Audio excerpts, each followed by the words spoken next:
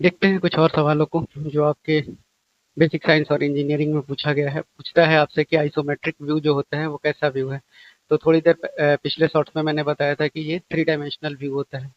उसी तरह से आपसे बोला है कि किस व्यू में जो है आपको क्यूब जो है equal angle with the plane बनाता है। तो प्लेन से इक्वल एंगल किस में बनाता है आपका?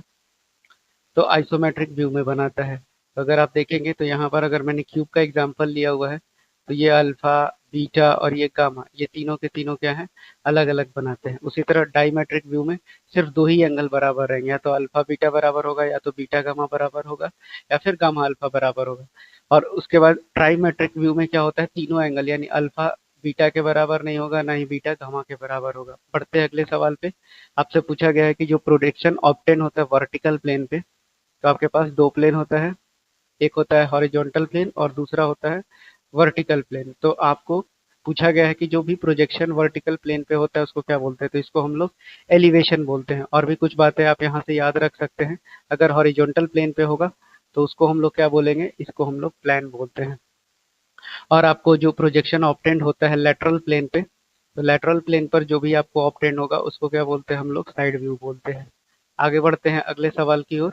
आपसे पूछा जा रहा है कि minimum number of visuals required. देखिए, वैसे तो अगर बहुत ज़्यादा कॉम्प्लिकेटेड फिगर है तब तो आपको तीन तरफ से देखना पड़ेगा।